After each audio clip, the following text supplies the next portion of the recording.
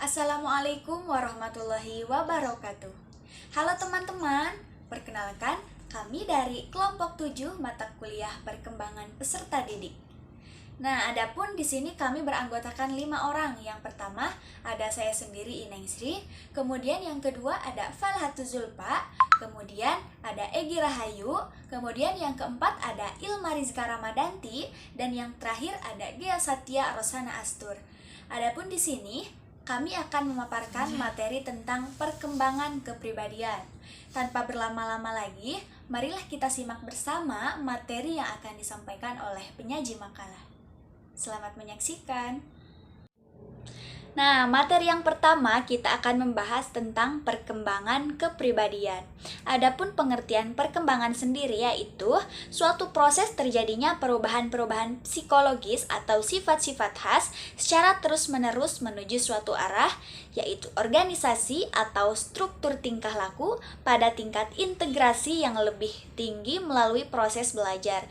Jadi bisa dikatakan bahwa perkembangan adalah proses perubahan tingkah laku melalui proses belajar. Sedangkan kepribadian memiliki arti suatu organisasi yang unik atau khas yang ada pada diri setiap individu yang ditentukan atau dipengaruhi oleh faktor-faktor bawaan dan lingkungan, sehingga menjadi penentu atau pengaruh tingkah laku seseorang. Perkembangan kepribadian seseorang mengalami suatu tahapan-tahapan yang diawali dari struktur fisik yang tumbuh dan berkembang. Di sini saya akan menjelaskan tentang proses perkembangan kepribadian anak. Berkembangnya kepribadian anak telah dimulai sejak lahir. Pada dasarnya setiap anak memiliki karakter unik yang telah dimilikinya sejak dilahirkan dan juga dipengaruhi oleh lingkungan sekitarnya. Orang tua, guru, pengasuh berperan penting dalam proses pengembangan kepribadian yang baik pada anak. Nah, saya akan menjelaskan untuk mengetahui tahap perkembangan kepribadian anak berdasarkan usianya gitu. Yang pertama ada masa bayi, yaitu masa bayi itu adalah 2 tahun pertama kehidupan. Perkembangan kepribadian anak dimulai dari ia dilahirkan hingga berusia 2 tahun. Pada tahap ini anak belajar tentang kepercayaan dan ketidakpercayaan gitu. Misalkan saat bayi diasuh dan dicintai dengan baik, maka ia akan mengembangkan kepercayaan, rasa aman, dan optimisme dasar. Dan saat bayi ditangani dengan buruk, maka ia akan menjadi merasa tidak aman dan belajar ketidakpercayaan dasar gitu. Yang kedua ada usia balita. Usia balita ini perkembangan anak yang dimulai dari usia 18 bulan, 2 tahun, dan 3 sampai 4 tahun. Pada tahap ini pengembangan kepribadian yang baik akan membuat anak memiliki rasa percaya diri. Meskipun demikian, bagian awal dari tahap ini dapat mencakup masa tantrum, keras kepala, dan perilaku negatif lainnya tergantung pada temperamen anak. Yang ketiga ada usia prasekolah. Nah, tahap ketiga ini terjadi selama usia bermain atau usia prasekolah, yakni sekitar 3 tahun hingga anak masuk sekolah formal. Perkembangan kepribadian terjadi dengan menggunakan imajinasi dan keterampilan bermain. Di tahap ini, anak akan dapat bekerja sama dengan orang lain, belajar memimpin, serta mengikuti. Jika ia tidak berhasil mempelajarinya, anak dapat menjadi takut, kesulitan bergabung dengan kelompok, serta memendam perasaan bersalah. Gitu. Lalu yang keempat ada usia sekolah. Perkembangan kepribadian ini terjadi pada usia sekolah, sadar kemungkinan hingga dalam SMP. Dalam tahap ini, anak belajar menguasai keterampilan yang lebih formal dan dituntut lebih disiplin. Kepribadian anak yang dapat terbentuk pada tahap ini adalah percaya diri, mandiri, dan penuh inisiatif, sehingga mereka bisa menjadi pribadi yang tekun. Namun, anak yang tidak percaya diri akan meragukan masa depan dan merasa rendah diri. Lalu yang kelima ada masa remaja. Nah, tahap kelima ini terjadi selama masa remaja, tepatnya dari usia 13 atau 14 tahun. Kedewasaan anak mulai berkembang pada periode ini. Anak-anak yang dapat menyesuaikan diri dengan baik dapat mulai menginginkan pencapaian atau ambisi dan membentuk identitas seksual yang jelas sering berjalannya pada masa remaja. Mereka juga mulai mencari seseorang untuk dijadikan panutan atau inspirasi baginya dan secara bertahap mulai mengembangkan seperangkat tujuan dalam hidupnya. Nah, komponen kepribadian anak ini terdiri ada dari 3 komponen, yaitu temperamen, lingkungan, dan karakter. perkembangan kepribadian terjadi akibat interaksi ketiga komponen tersebut. Yang pertama adalah temperamen. Temperamen ini kumpulan sifat genetik yang menentukan bagaimana anak belajar, memahami, dan beradaptasi dengan segala hal yang ada di dunia ini. Beberapa gen mengendalikan perkembangan sistem saraf anak yang kemudian mempengaruhi kontrol perilakunya. Lalu yang kedua adalah lingkungan. Lingkungan adalah tempat pengasuhan anak di mana ia tumbuh dan berkembang.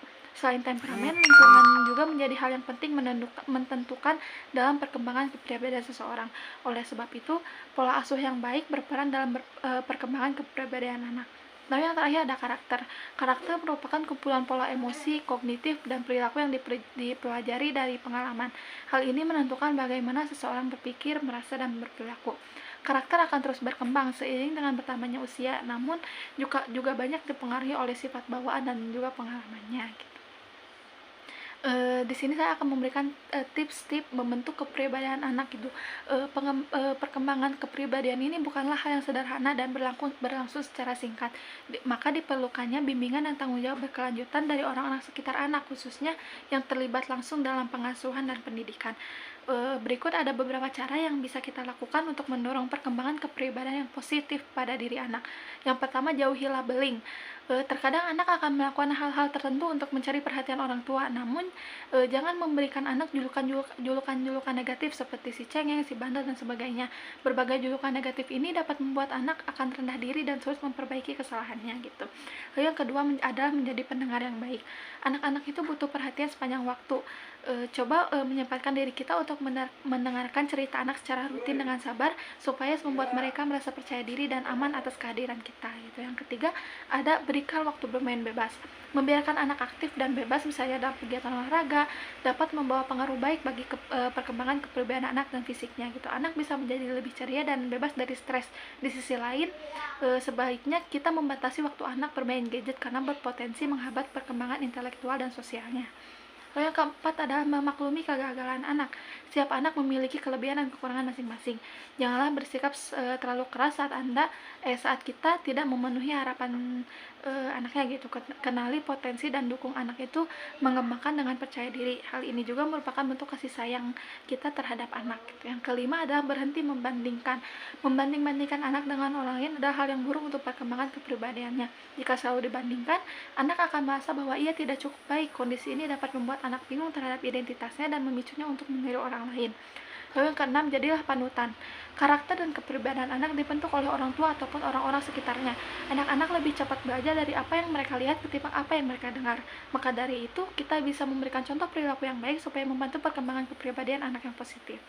Yang ketujuh, memberi aturan yang tegas. Nah, tegas itu bukan berarti harus keras. Aturan tegas tidak akan membingungkan anak mengenai apa yang boleh dan tidak boleh dilakukan, serta mendorong kepribadian anak lebih bertanggung jawab. Misalnya, dalam menyelesaikan tugas, anak harus menyelesaikan sistematis dan tepat waktu. Nah, itulah tahapan perkembangan kepribadian anak dan tips perkembangan kepribadian anak yang positif.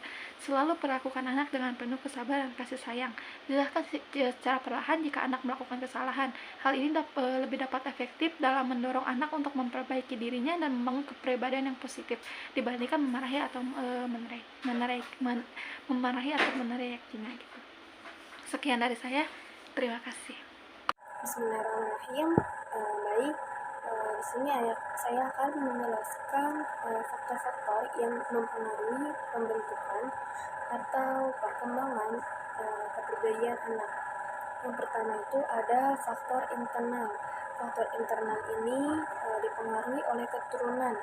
Faktor keturunan memberikan pengaruh penting dalam membentuk kepribadian seseorang. Meskipun tidak menentukan semua kepribadian orang tersebut. Faktor keturunan terdapat 3 ciri. Yang pertama yaitu ciri fisik seperti bentuk tubuh atau postur tubuh, bentuk rambut, warna kulit, dan sebagainya. Contohnya dalam postur tubuh yang kecil akan menimbulkan dalam perkembangan anak ini cenderung kurang percaya diri. Kemudian dalam ciri psikis untuk unsur kejiwaan seperti sifat dan watak yang merupakan sifat dasar yang kerap diwariskan. Sementara itu dalam tingkat kecerdasan. Tingkat kecerdasan dalam hasil penelitian membuktikan bahwa tingkat kecerdasan anak hampir sama dengan tingkat kecerdasan dengan orang tua kandungnya. Kemudian faktor eksternal. Faktor eksternal dipengaruhi oleh lingkungan. Faktor lingkungan ini dibagi menjadi 3, yaitu keluarga, kebudayaan, dan sekolah. Yang pertama itu ada keluarga. Keluarga ini dipandang sebagai penentu utama dalam pembentukan kepribadian anak, karena keluarga ini merupakan kelompok sosial pertama yang menjadi pusat identifikasi anak. Nah, anak ini banyak menghabiskan waktunya di lingkungan keluarga dari kecil hingga dewasa. Kemudian di samping itu keluarga juga dipandang dapat memenuhi kebutuhan manusiawi. Nah, apabila dapat memenuhi kebutuhan dasarnya, maka anak cenderung berkembang menjadi pribadi yang sehat. Suasana keluarga juga sangat penting bagi perkembangan kepribadian anak. Apabila seorang anak akan dibesarkan dalam lingkungan keluarga yang harmonis dan agamis, maka perkembangan anak tersebut cenderung positif. Begitupun sebaliknya, apabila seorang anak yang dibesarkan dalam lingkungan yang keluarga tidak harmonis dan agamis, maka perkembangan anak tersebut akan cenderung negatif. Nah, kemudian ada kebudayaan. Kebudayaan ini suatu masyarakat yang memberikan pengaruh terhadap setiap warganya, baik yang menyangkut cara berpikir, cara bersikap, dan cara berperilaku. Pengaruh kebudayaan terhadap kepribadian dapat terlihat dari perbedaan masyarakat modern yang budayanya maju dan masyarakat primitif yang budayanya masih sederhana. Perbedaan itu tampak terlihat dari lifestyle, gaya hidupnya, seperti dalam cara makan, cara berpakaian, cara memelihara kesehatan, cara berinteraksi sesama, dan mata pencaharian dan cara berpikir. Menurut Clinton, mengemukakan ada tiga dasar kepribadian, yaitu pengalaman awal kehidupan dalam keluarga, relasi orang tua terhadap anak, dan pengalaman awal kehidupan anak dalam bermasyarakat.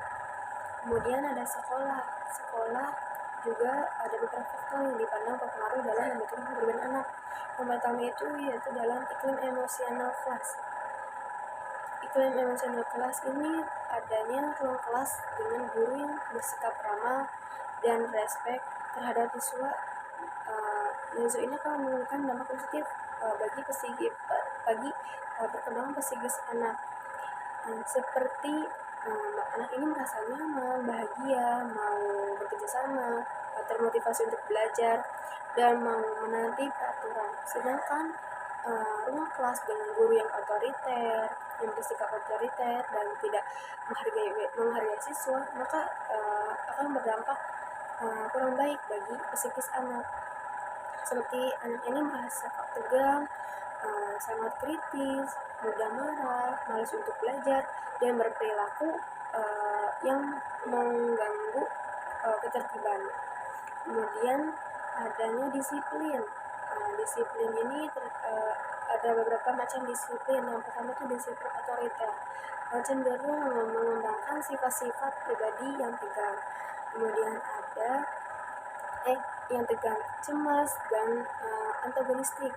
Kemudian ada disiplin yang permisif, yang cenderung membentuk sifat siswa yang kurang bertanggung jawab, kurang menghargai otoritas, dan egosentris, yang tidak mau melihat sudut pandang orang lain dalam suatu masalah dan hanya memikirkan atau memungkinkan dirinya sendiri. Sementara itu ada disiplin yang demokratis. Disiplin demokratis ini yang cenderung mengembangkan perasaan berharga, merasa bahagia, perasaan tenang, dan mau bekerja sama. Kemudian adanya prestasi belajar.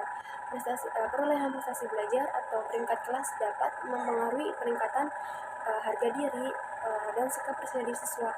Contohnya, apabila anak dapat memperoleh peringkat yang bagus, anak juga akan percaya diri. Kemudian sebaliknya, apabila anak yang tidak memperoleh peringkat yang kurang baik, akan menimbulkan anak ini memiliki sikap pesimis, tidak percaya diri. Kemudian yang keempat yaitu adalah ada penerimaan teman sebaya. Siswa yang diterima oleh teman-temannya, dia akan mengembangkan sikap positif terhadap dirinya sendiri dan juga orang lain. Dia juga menjadi orang yang berharga. Kemudian begitupun sebaliknya, apabila anak yang tidak diterima oleh orang lain, atau juga anak ini mungkin memiliki sifat yang introvert, yang susah untuk bergaul dengan orang lain, akan mengembangkan sikap negatifnya, akan merasa tidak percaya diri, akan merasa memiliki sikap yang tidak baik kepada orang lain. Kemudian juga merasa dirinya sendiri tidak berharga, kemudian tidak dihargai dengan orang lain. Mungkin itu saja yang dapat saya sampaikan. Saya kembalikan kepada materi selanjutnya. Terima kasih. Materi selanjutnya yaitu tentang macam-macam kepribadian yang dimiliki oleh manusia, khususnya anak. Yang pertama ada sanguinis. Tipe kepribadian ini biasanya dimiliki oleh para ekstrovert. Orang dengan tipe ini memiliki sifat yang periang, ceria, hangat, bersahabat, dan banyak bicara.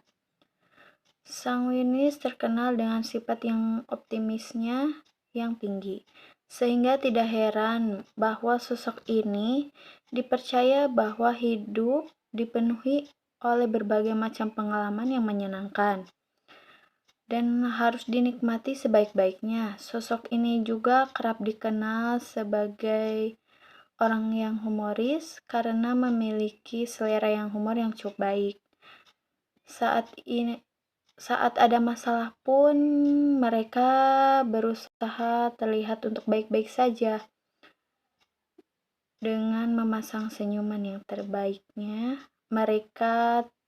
Karena mereka tidak mau orang-orang di sekitarnya merasa khawatir. Meskipun memiliki banyak kelebihan, orang dengan tipe sanguinis ini juga memiliki kelemahan, yaitu mereka kerap kali tidak disiplin, memiliki emosi yang labil, seringkali melalaikan waktu, sehingga tidak produktif. Ketika mereka ada masalah, mereka seringkali kesulitan menghadapi masalah tersebut dan seringkali malah melarikan diri dan menghindar dari masalahnya sendiri karena sulit untuk menyelesaikannya. Yang kedua ada koleris. Orang dengan tipe ini dikenal memiliki sifat yang mengebu-ngebu, memiliki rasa percaya diri yang tinggi, dan bersifat dominan jika bersama dengan orang lain. Orang dengan kepribadian ini dikenal memiliki visi dalam hidupnya dengan visi yang tegas. Jika kepemimpinannya kuat dan bersifat mandiri serta tangguh, pekerjaan yang biasanya cocok dengan kepribadian ini adalah seorang pemimpin di sebuah perusahaan, toko, teknik, statistik, dan perencanaan di bidang industri. Kelemahan yang dimiliki oleh koleris ini adalah cepat puas, pemarah, sulit memaafkan, egois. Jadi tak heran jika tidak ada yang memiliki pendapat yang serupa dengannya. Mereka tidak segan untuk mempermalukan orang tersebut. Yang ketiga ada flegmatis. Orang dengan tipe ini dikenal sebagai pribadi yang dicintai kedamaian. didominasi oleh orang-orang introvert karena cinta kedamaian. Orang dengan tipe kepribadian ini cenderung menciptakan keharmonisan pada orang terdekatnya. Sifat lain yang dimiliki oleh orang pragmatis yaitu adalah setia, tenang, cenderung berpikir dengan kepala dingin, dan juga membantu orang lain, dan dapat diandalkan dalam situasi apapun.